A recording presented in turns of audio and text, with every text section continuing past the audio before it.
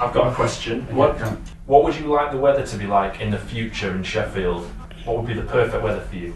In the future, I would like the weather to be in the middle of sunny and rain, because we need rain for plants and we need sun to make them grow. I like spring because that's my favourite because it's like in between. I think my favourite season would actually be spring because, I just think it's a good evening. My best weather would be sun, but not a lot of sun because I don't like getting sunburns.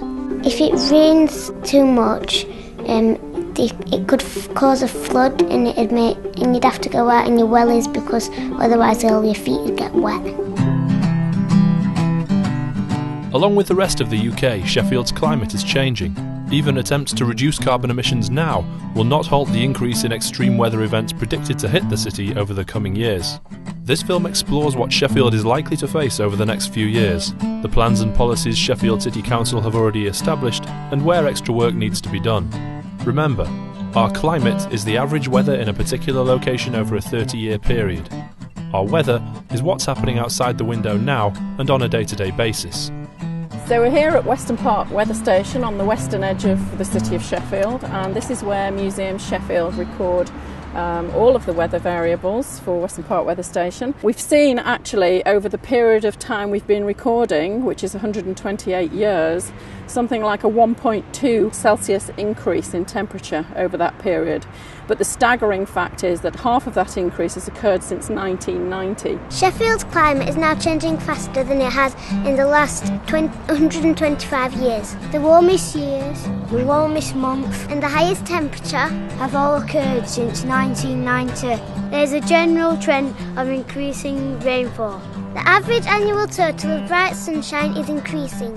In Sheffield, in the last 10 years, there have been 9 episodes of strong winds, 4 lightning storms, 2 really hot heat waves, major flooding events, causing loss of life, damaging public transport infrastructure, causing damage to housing and schools, delaying services, and causing major traffic disruption.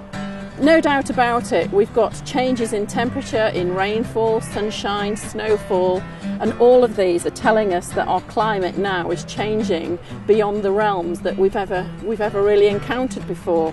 And we have to do something to try to come to terms with that and adjust how we live our lives.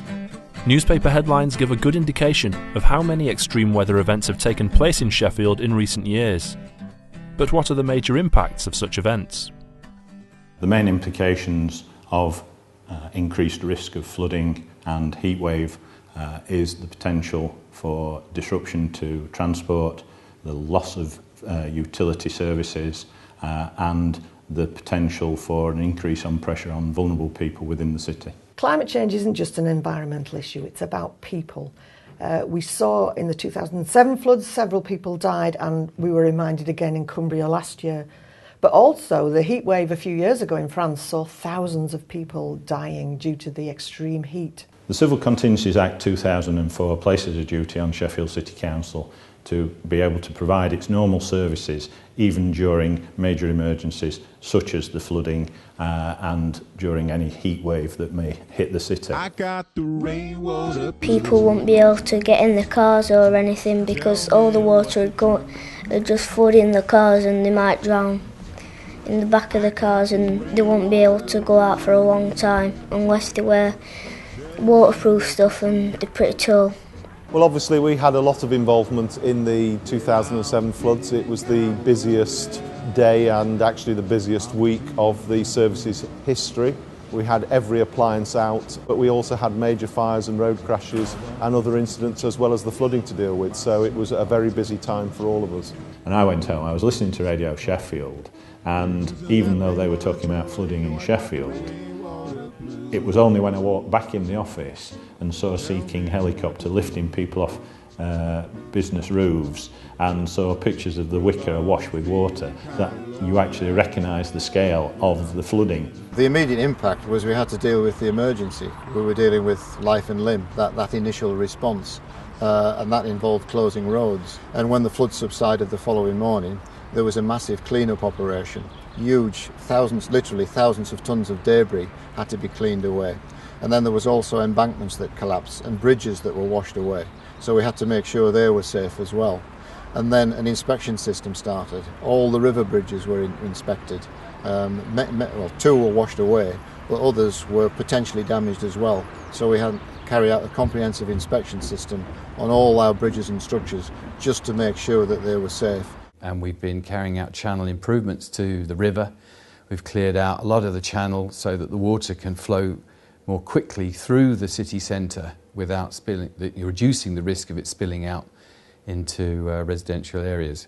Of course, that does give Rotherham a bit of a problem because we're just sending our water more quicker downstream, where they have now are likely to have a problem. So this is why we need to partner up and make sure that we take the right steps not to affect our neighbouring cities. We can see behind me here the Blackburn Brook, which flows through a bridge. That bridge is a new bridge. The original bridge was narrow, it was low, and it caused a constriction. Debris used to accumulate, and that meant the Blackburn Brook used to overtop and flow onto the highway behind. So this is a really good example of the 3 major agencies, the City Council as lead local flood authority, working collaboratively with the Environment Agency, who provided the funding to clean out the channels of this river at this point. Yorkshire Water improved the sewer system and we improved the drainage system, and it really worked because the floods, or rather the heavy rain that happened in 2009 didn't actually flood the properties. Residents were out of their homes, businesses closed down with the subsequent loss of jobs. Some residents were not back in their homes a year later. Well, one of the things we found was that we needed more boats and flood rescue equipment than we actually had available at the time. So since the floods, we've bought another boat, we've trained more people in using the boat and in swift water rescue, which is pulling people out of fast-moving rivers, and we've also put together additional packs of flood rescue equipment that can be carried on any normal appliance. The flooding issue, the rainfall issue, starts in the uplands, it starts here. A good example of that is if we've got bare peat, completely bare peat, and we have a thunderstorm in summer, that peat is sometimes baked like concrete and the rain will flow off it immediately, very quickly. We know that if we restore those areas of moorland, we can slow that water production down. A heat wave is when it goes really, really hot and it stays hot for a long time. I think when a lot of people think about what a heat wave is, they think, oh great, I can get outside and have a barbecue and the kids will love it playing in the paddling pool. But what we're talking about when we're talking about a heat wave is a period of high temperatures which is going to potentially affect people's health. People who are likely to be affected by a heat wave are children, particularly those under 5, older people, particularly women, people who are on medication, people who maybe are confused, maybe they're an older person who's confused, or somebody who's taking drugs or alcohol. Other people who will be affected who are normally healthy are people who may do manual jobs or are outside during the middle of the day when it's hottest. With the drier summers, hot dry summers, that possibly means that we will get more moorland fires. And that then has got a knock-on for air pollution, it's got a knock-on for water quality as well. We can't be sending large fire engines to every small grass fire. So what we're looking at is small fires units which can attend those small wasteland fires, as it were, which are going to be more numerous. We always have this problem in long hot summers at the moment, but if we're going to have more hot summers, that will be an issue for us. We need to adapt the planting that we're putting into the city centre. So for instance, we've got a lot more office blocks in the city centre that have got green roofs.